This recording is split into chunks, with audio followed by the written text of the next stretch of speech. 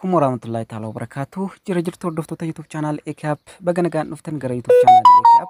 Warra haaraa dhufaa jirtan jechuudha. Anaa dhufu baga nagaan dhuftan manni keenya keessanii subscribe godhaa maamila waliin ta'a jechuudha. Maatii keenya ta'a. Har'a kan isin agarsiisu jechuudha. Haala viidiyoo Mansuur Sanaanitti hojjedhe jechuudha. Fakkeenyaaf namoonni yeroo dura ammaan dura hojjetaa turane kan jarri hojjetaa turane namni hojjetanu jechuudha.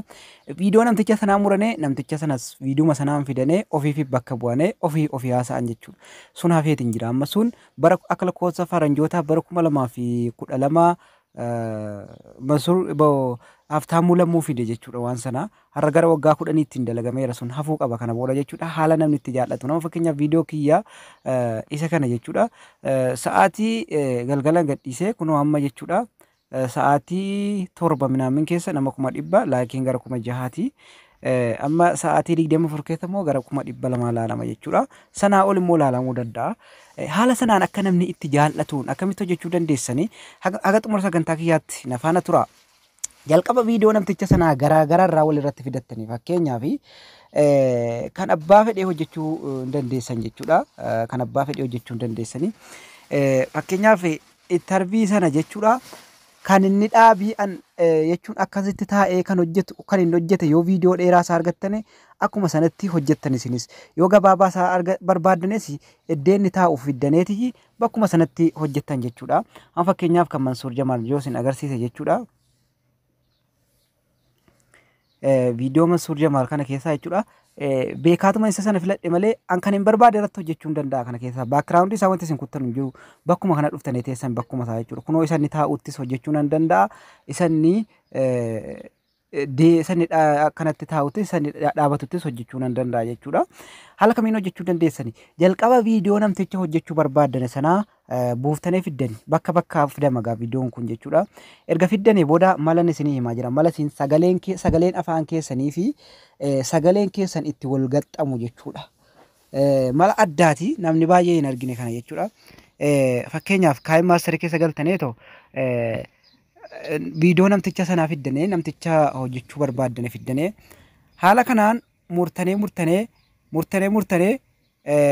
footoo tokko jedduu geessanii waan murtanii jedduu footoo tokko jedduu keessanii footoo tokko lama kun sagalee Mansuur sagalee yoon bane OBN irratti hojjete jechuudha. Koopiraayitii YouTube channel kiyya irratti fida. Amma durallee koopiraayitiin akkasii monetaayiziin irraa cufeetiin jira ture jechuudha. Kanuma keessa YouTube channel kiyya monetaayiziin isaa deebi'eetiin jira. Baga gammaddane baay'ee natti toleetiin jira. Kunoo kun jechuudha. Akkana namticha mureen Mansuuriin mureen kana jedduu kaa'e jechuudha. Footoo tokko footoo kana an jedduu kaa'e kanarratti amma iddee kanarratti Mansuur taasa'a sagalee tokko haasa'a hoggannaa ta'e ka'e bakka an immoo footoo kaa'e kanarratti asuma irratti rikoordiitti qaba. Kunoo rikoordiin kaa'e maasterii asuma irra jirti. Rikoordii isii kana itti qaba. Sana booda hamman haasa'ee ka'een footoon as jedduu kana kaa'e gabaabsa jechuudha.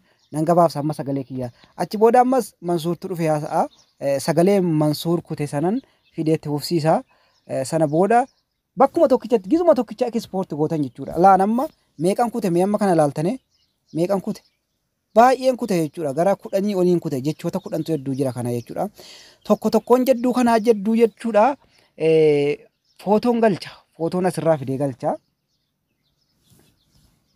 Kunoo akkana galchee ta'e jedduu jara galchee bakka kanatti immoo jechuudha. Footoo kanarratti an sagalee kootiin haasa'aa jechuudha. Sana booda ekspoortiin godhaa.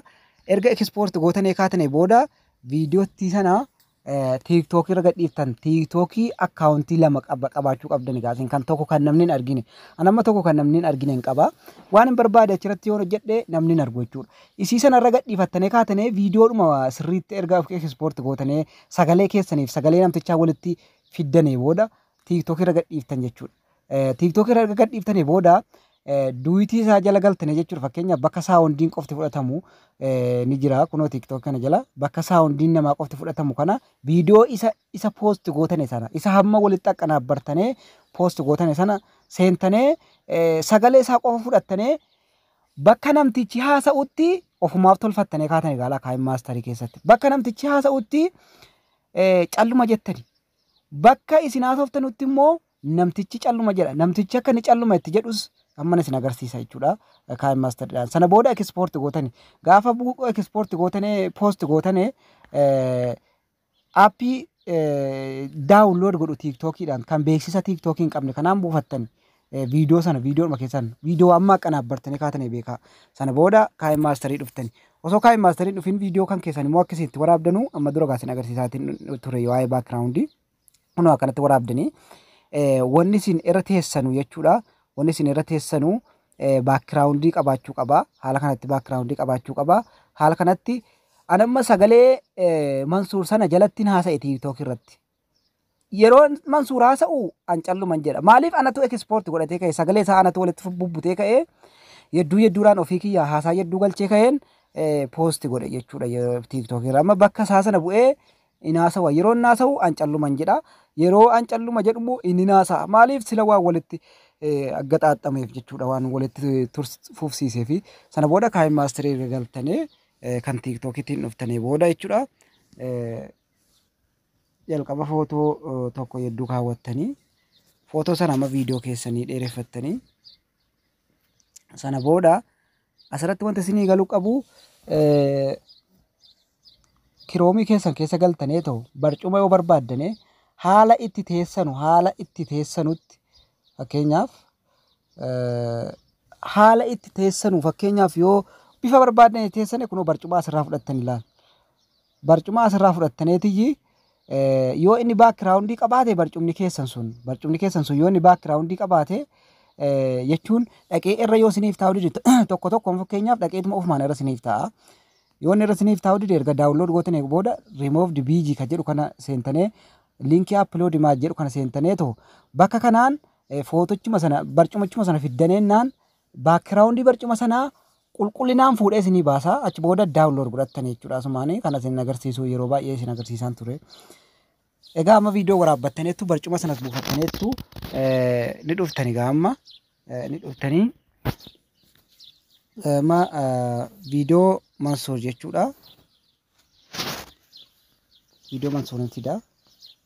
Viidiyoo Mansuur isa kana jechuudha. Inni sekundee 15 qofa tiiktookii irra gadhiise kana. Sekundee 15 qofa gadhiise. Sekundee 15 inni gadhiise kanaan sekundee 15 gadhiise kanaan viidiyoon masaa walitti butee walitti dabalee daqiiqaa tokkoon gahe. Daqiiqaa tokkoon gahe kan jalqaba ekspoort godhe kaayim maastariidhaan.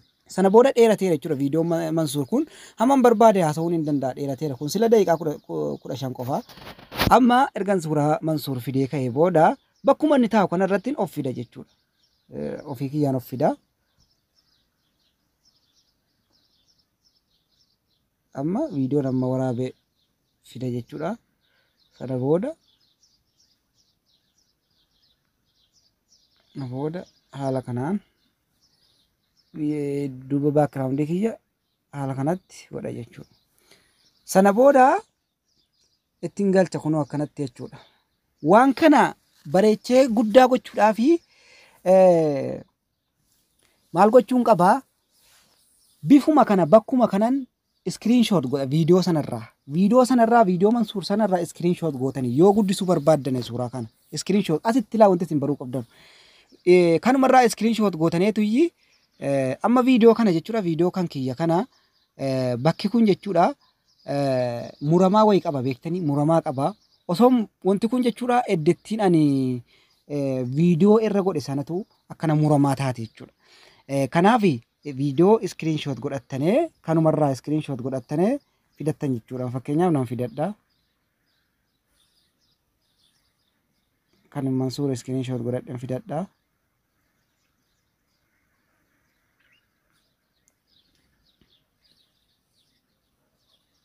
Screenshot godhadheera kunoo haala kanatti fidadheen manuma dudduubuma dhufee walitti gala jechuudha. Dirqama immoo bakka namti wanti isin screenshot gochuu qabdanu viidiyoo isaa qofa ta'uu qaba. Viidiyoo isaa kunoo aniif inni bakka tokko teenyaa jechuudha gaafa akkanatti. Viidiyoo kana yoon guddisuu barbaade kan Mansuurii wal qixxeessuu barbaade yoon naa galuu dide akkana xiqqeesseen kan Mansuuris xiqqeessa jechuudha. Maaliif dudduubbi isaa baduu hin danda'u na jalaa. Maaliif isa viidiyoon screenshot godhetu jira jechuudha baduu hin danda'u. Kun haala kanatti jechuudha. haala kanarratti guddisee jechuudha. Utuun footoo screenshot gochuu dhiisee guddisuu hin danda'u. Maaliif duddubbatu bakka biraa ta'a jechuudha. Haala kanatti hojjetachuu dandeessanii. Sana booda sagaleen isin haasoftanuu fi namtichi wal qixa ta'a jechuudha. Yeroo ofii haasoftan immoo inni calluma haa jedhu jechuu akka inni calluma jedhu gochuudhaaf viidiyoon masaarra xanee screenshot gootanii viidiyoo isaa si'a tokko. Sana booda yeroo ofii sagalee keessanii haasoftanuu screenshotii sana irraa kaaftanii fiddanii asirra galchitanii.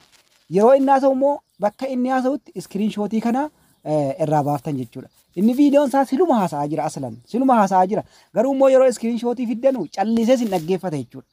Sirriitti hojjechuu dandeessani kun haala kanaan kun mala haaraadha. Akkanatti hojjedhaa ijoollee keenya laayik gochuun immoo hin dagatinaa isiniin jedhaa waan dhaggeeffattaniif guddaa galatooma.